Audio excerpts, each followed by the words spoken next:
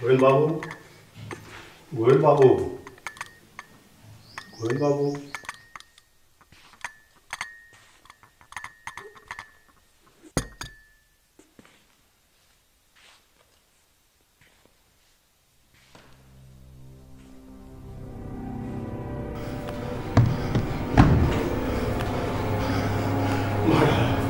मार डालो, मेरे मालिक को मार डालो।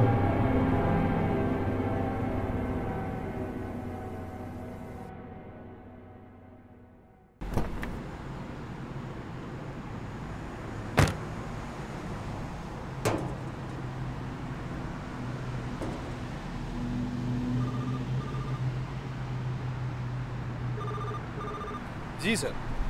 हाँ जी सर, पहुंच रहा हूँ सर। मेरा गाड़ी खराब हो गया सर। जी पहुंच रहा हूँ सर।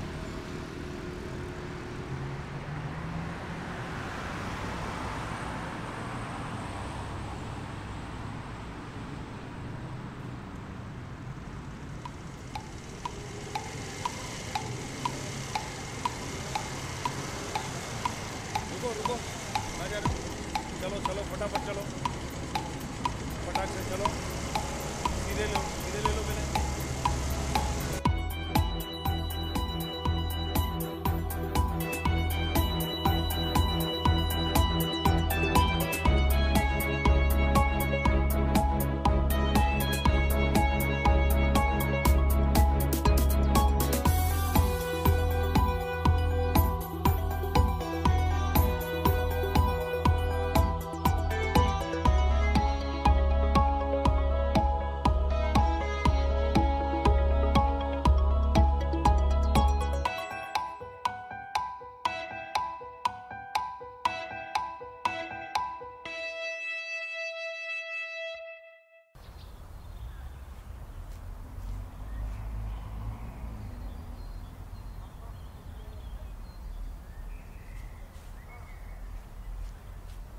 इंस्पेक्टर नायर, आइए सर।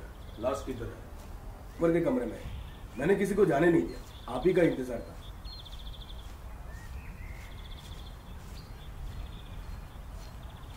चलो चलो, दूर हटो, दूर हटो, चलो दूर हटो।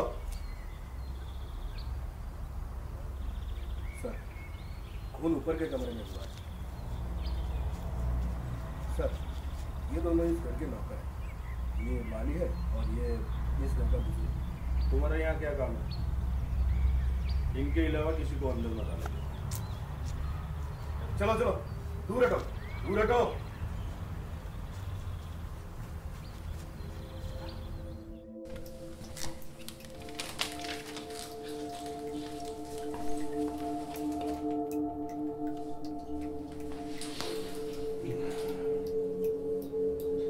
सर, ये गोविंद बाबू यहाँ पे अकेले रहते थे। उन्होंने कभी शादी नहीं की। इनके साथ इनके अलावा यहाँ पे एक नौकर, एक बावर्ची और एक माली और उसकी बीवी रहते हैं। उसकी बीवी क्यों? वो यहाँ पे साफ सफाई के लिए आती है। और हाँ, उनका नौकर हर रोज उनको चाय देने के लिए आता था। वैसे भी आज भी आया था और उसने देखा तो ये था।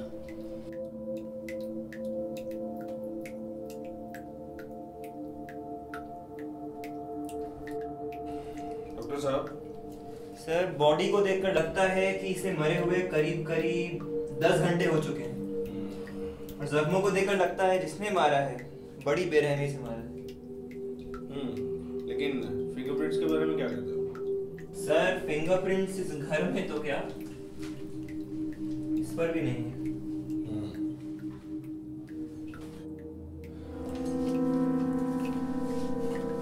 सर, इनके गले की नसें फटी हुई हैं और आंखें थोड़ी बाहर निकली हुई थी। और जख्मों को देखकर लगता है कम से कम 13 बार वार किया होगा। तो इन्होंने बचाव के लिए चिल्लाया बहुत होता। कोई बात नहीं, चलो तहकीकात करके देख लेते हैं।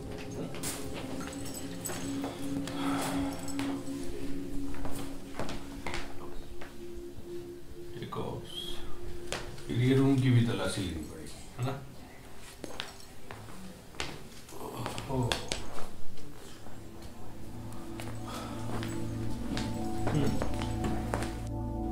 फूटा हुआ कांच। सर, गोविंद बाबू के जख्मों को देख के मुझे ऐसा लगता है कि उनकी किसी से गहरी दुश्मनी रही होगी, और उनके दुश्मन होना तो जायज बात है। एमएलए थे, बहुत अच्छे अच्छे काम किए उन्होंने। और सर, अच्छे आदमी दुश्मन बनाते नहीं, अपने आप उनके दुश्मन बन जाते हैं। और सर, हमारे पास सबूत भी क्या है सिवाय चाकू के।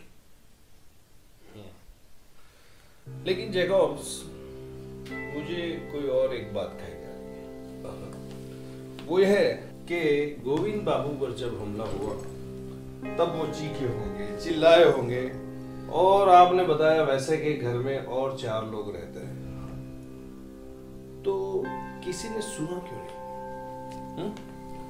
माना कि वक्त रात का था, सारे लोग सो रहे होंगे,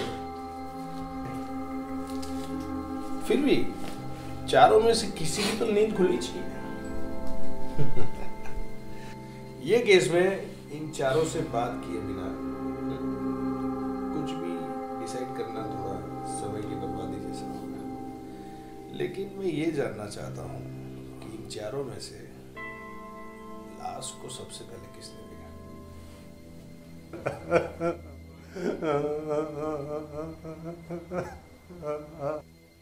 काका, कल रात आप कहाँ थे?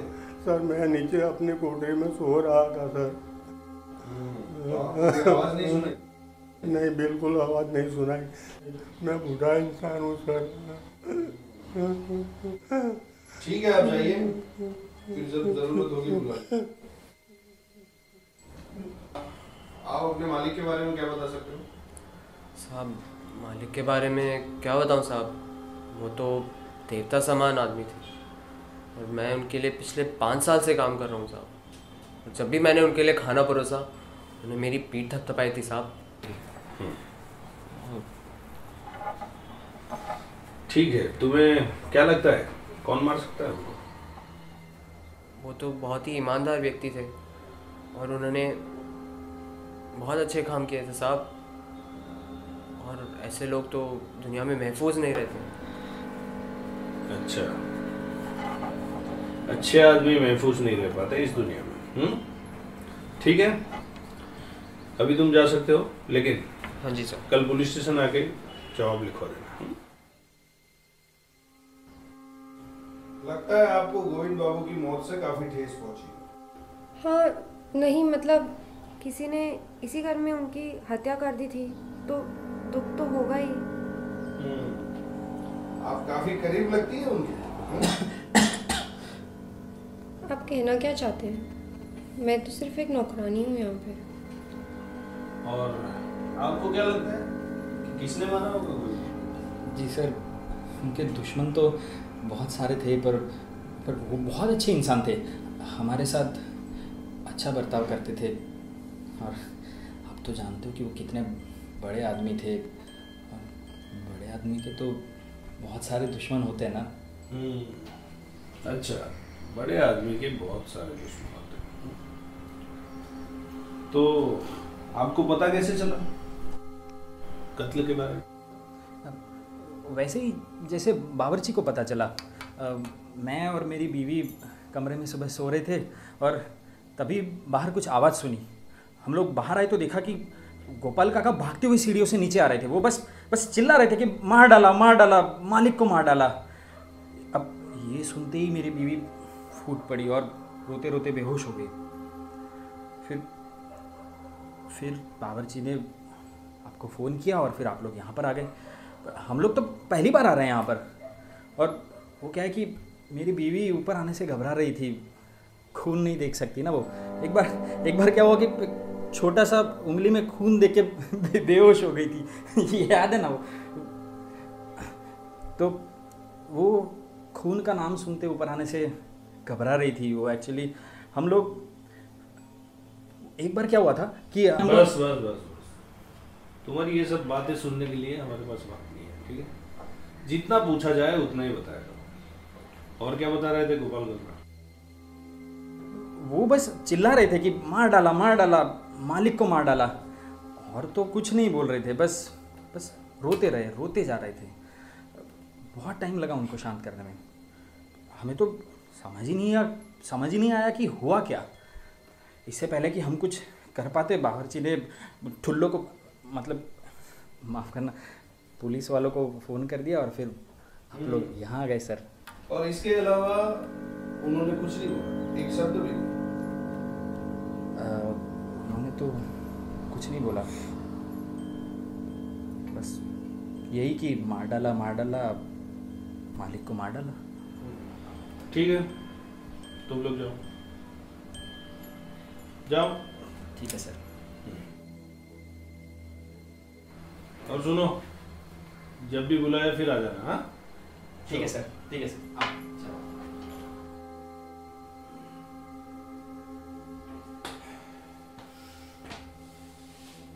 सर, क्योंकि ये घर वालों की कहानियां तो कहानियां ही लग रही है। ना तो इसमें कोई सबूत है, ना कोई सुराग। कोई ऐसे आदमी को क्यों मारेंगे जबकि वो सालों से इनके साथ काम कर रहे हैं? सच मिस्टर जैकब, ये सारी इन्वेस्टिगेशन आपको एक कहानी लगी? तो चलो इसी कहानियों में से कुछ सबूत ढूंढने की कोशिश करते हैं। कातिल ने 13 बार बेरहमी से मारा है। 13 बार। वो एक एमएलए थे, तो उनके राजनीतिक संबंध थे, तो सीधा शक हमें ये जाता है कि ये एक राजनीतिक हत्या है।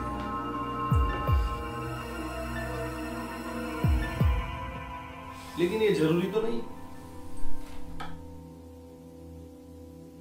13 बार वार करने के लिए या तो बहुत गुस्सा चाहिए और या तो बहुत ताकत। और मुझे इस हत्या के पीछे कोई व्यक्तिगत कारण नजर आता है। मुझे तो यह भी लगता है कि इस हत्या के पीछे इसी घर में से किसी का हाथ है। बावर्ची, गोपाल काका, माली और उसकी बीवी, इन चारों में से किसी के भी ऊपर उंगली उठाना थोड़ा मुश्किल है, क्योंकि कत्ल का कोई कारण ही नजर नहीं आता।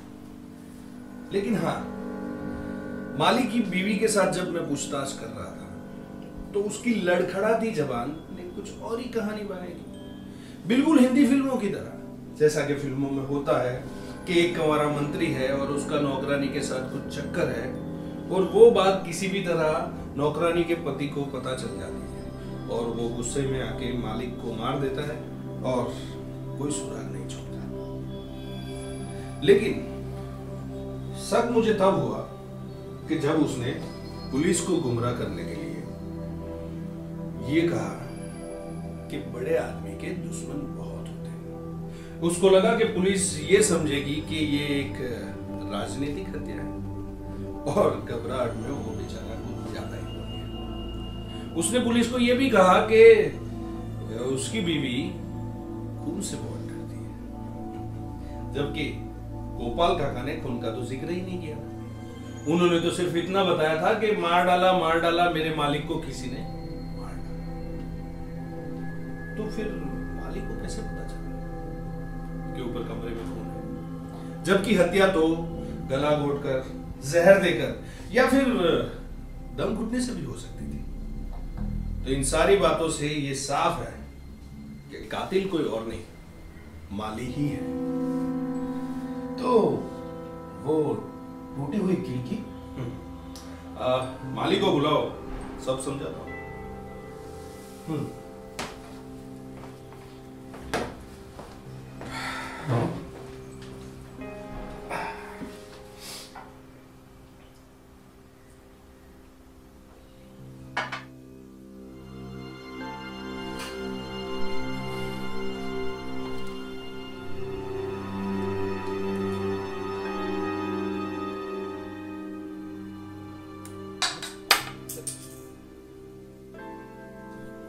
तुम्हें ये बताने के लिए कि खूनी ने खिड़की तोड़ने में कहाँ गलती कर दी। जैसे ये चश्मे का कांच मैंने तोड़ा तो पूरा का पूरा कांच तुम्हारी ओर गिरा। जब खूनी ने कमरे में घुसने के लिए खिड़की का कांच तोड़ा तो पूरा का पूरा कांच कमरे के अंदर गिरने के बजाय बाहर की ओर गिरा। उसका मतलब साफ है कि कातिल ने कमरे में घुसने के लिए कांच नहीं तोड़ा, बल्कि अपनी चालाकी से पुलिस को गुमराह करने के लिए तोड़ा था, ताकि हमें यह लगे कि खूनी घर का कोई न होकर बाहर का है। लेकिन उसकी चालाकी के बावजूद पुलिस को यह पता लग चुका है कि कातिल और कोई नहीं, वो तुम हो। क्या सर?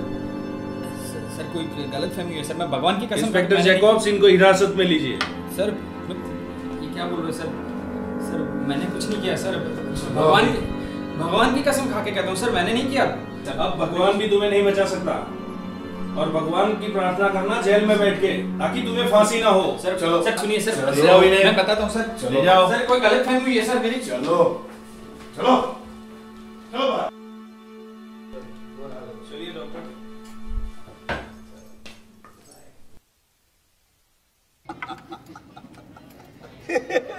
सही बात बोलो।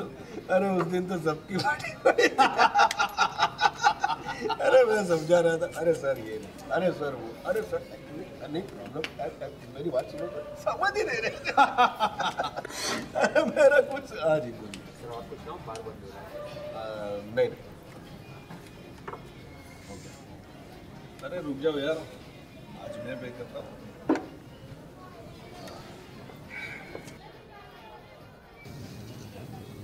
नहीं, तुम ही पे करो। आजकल ऊपर की कमाई ज्यादा हो रही है, इसीलिए तुम ही पे करो। क्योंकि मैं कभी रिश्वत नहीं लेता, और ना ही कभी किसी की चाहती।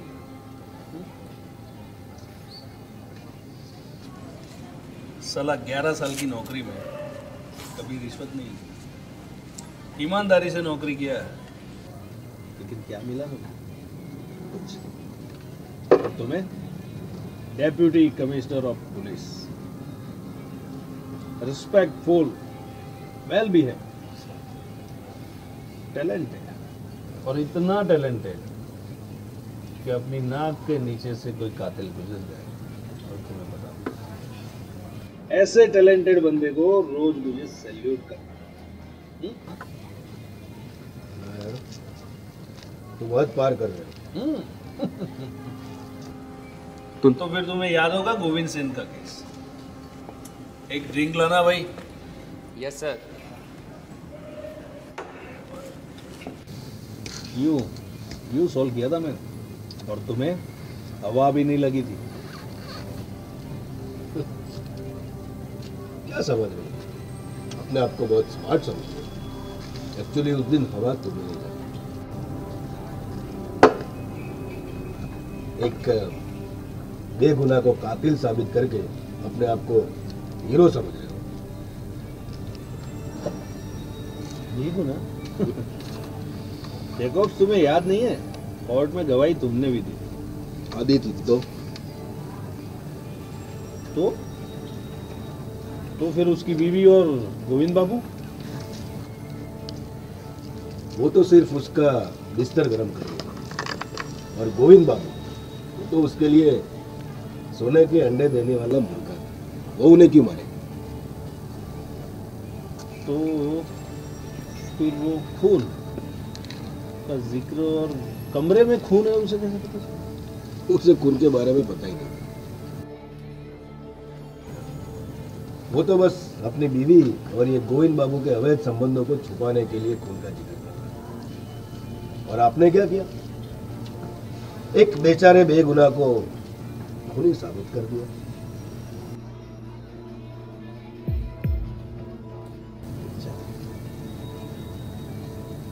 तो फिर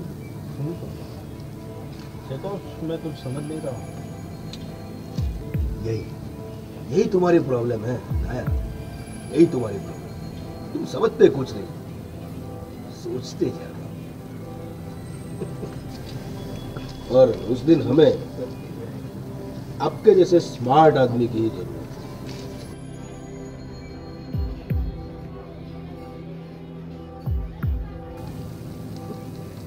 ये हमें से तुम्हारा क्या मतलब? सोचो सोचो सोचो नायर साहब, सोचो। अरे हाँ, तुम तो न्यू केस सॉल्व करते हो ना। बड़े आदमियों के बहुत दुश्मन होते हैं। Politics Nair, politics. ये पॉलिटिक्स जब तुम्हें समझ में आ जाएगा ना, तब तुम भी बन जाओगे डेप्यूटी कमिश्नर।